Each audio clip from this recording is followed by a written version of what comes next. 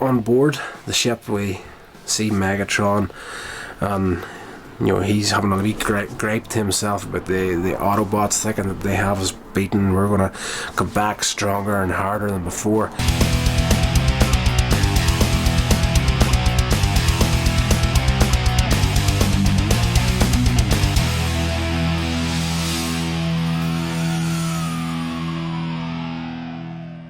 Hey guys, welcome along to another video on Transformers Season 1. We're on to episode 4 right now. This is called Transport to Oblivion. The story picks up 6 months after where the opening story of More Than Meets the Eye left off. The Decepticons were on their way to escaping Earth in a brand new space cruiser, and Mirage brought them down. They ended up crash landing on the ocean bed, and everybody thought they were dead and gone.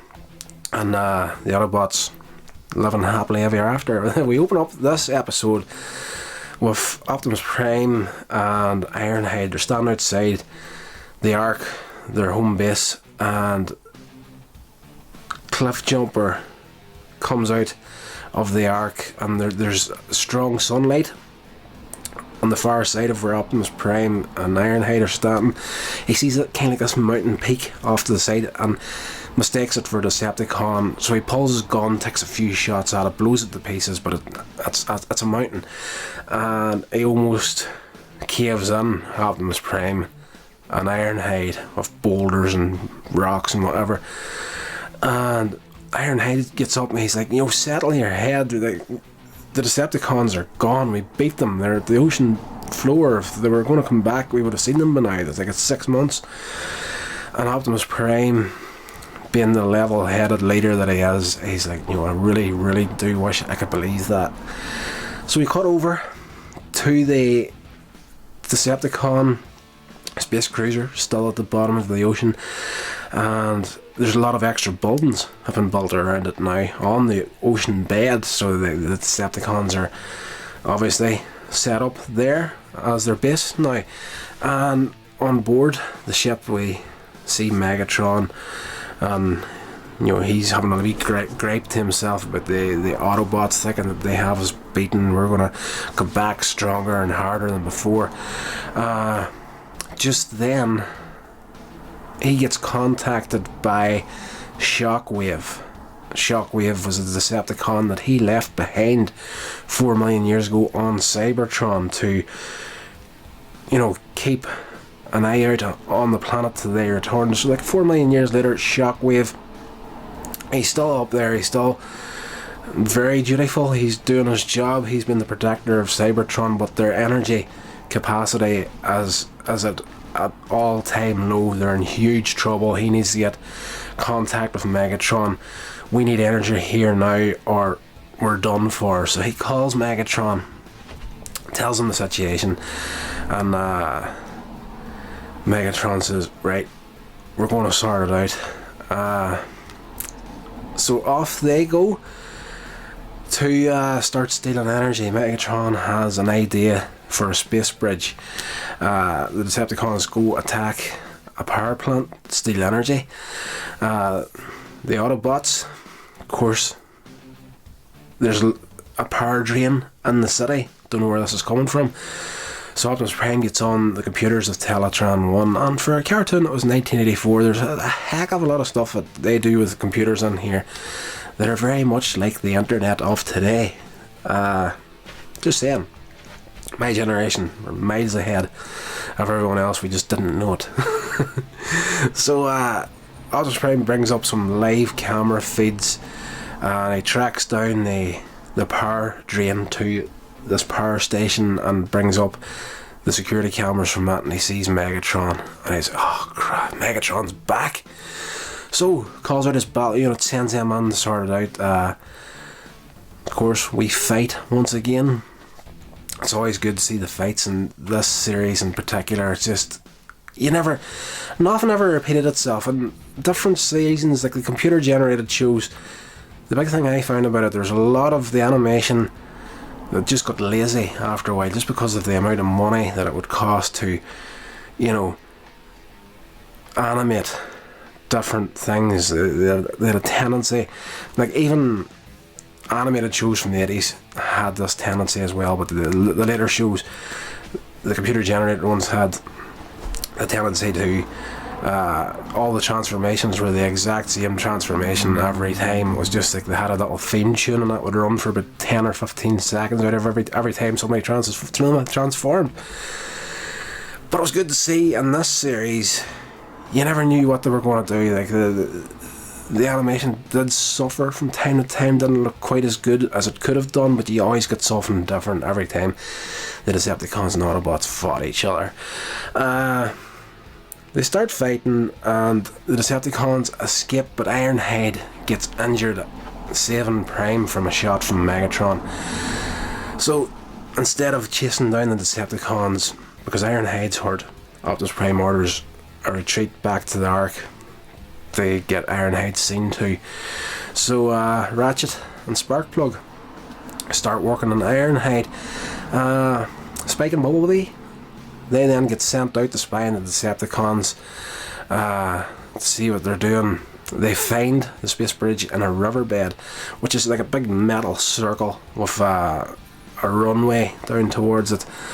And the Decepticons are running tests on it. They're going to send a test vehicle onto the space bridge to send it to Cybertron before they start transporting energy or other Decepticons. And Bumblebee, Spike witness the test.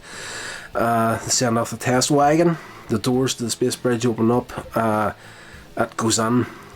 The doors close, and there's like this energy of light beam of energy traveling around the space bridge, and it opens a door in the sky, and everything gets sucked up through it.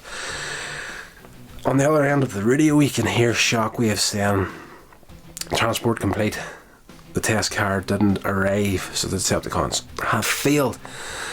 The Decepticons need someone to actually guide the test vehicle to go across it. As Megatron's piped up, he's like, someone has to actually drive this thing over it. And of course the Decepticons are starting to freak out. I'm not doing it. And just then Megatron catches a view of Bumblebee and Spike up on the ridge watching them. As they try to leave, Bumblebee transforms. Spike gets in, but he's too close to the end of the ridge, and he actually slips down, rolls in, crashes down where the Decepticons is at. The Decepticons are about to open fire. Megatron stops him, and he's like, "We have just found our volunteers to go over the space bridge." So they load up, put Spike and Bumblebee into this test vehicle, and they're about to send it off when Shockwave comes across the radio again. It's too late. There's only a certain time that the space bridge can be kept open. They've missed their second window. That gives Bumblebee enough time to break free, escape the Decepticons, but Spike didn't get away. He's still trapped.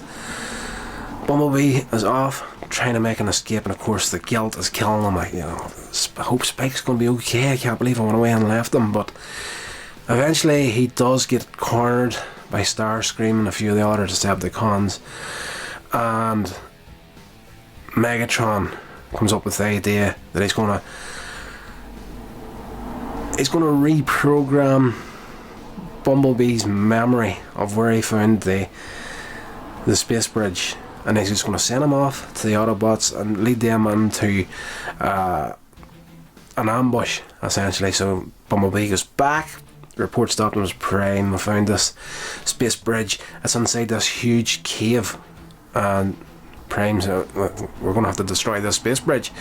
So he sets up a battle unit. They all come back, enter into this huge cave. They get attacked by the Decepticons. To cut a long story short, they get caved in by the Decepticons. They're all in there fighting each other. Megatron gets called by Shockwave that the space bridge is ready to open. So they call a retreat, disappear off, but they cave the Autobots in one more time, and they get back to set up the next test run for the space bridge. Inside the cave, They're trying to work out where the Decepticon space bridge is at. Bumblebee's memory, of course, has been tampered with by Megatron, so he has no idea where it's at. He can't lead them to the proper place, because as far as he was concerned, this is where it was at. So Ratchet manages to fix Bumblebee's memory, and of course he tells the Autobots where to go. At the last second, they turn up. Spike is in this test car on his own now. Megatron has him threatened that, you know, you're going to be travelling on a beam of light, and if you don't stay in that beam of light, you're going to break off and you'll be lost in the darkness of the void of space, never to be seen again. Game over. So test is initiated. The test car gets sent down. Ironhide's going to blow it up to stop it getting there. It's full of energon cubes at this stage, and Sparkplug shouts no, don't, because Spike's on board. So between Bumblebee and Optimus Prime, they manage to get Spike off the test vehicle, but at the last second the test vehicle comes off its tracks and crash lands outside of the space bridge. Megatron freaks out because he needs to get he needs to get some energy to Cybertron to help out Shockwave and whatever Decepticon forces are up there. So he gathers up in his arms whatever little shipment that he had there, and he runs in to the space bridge base to set it down, but the doors close behind him at the last second.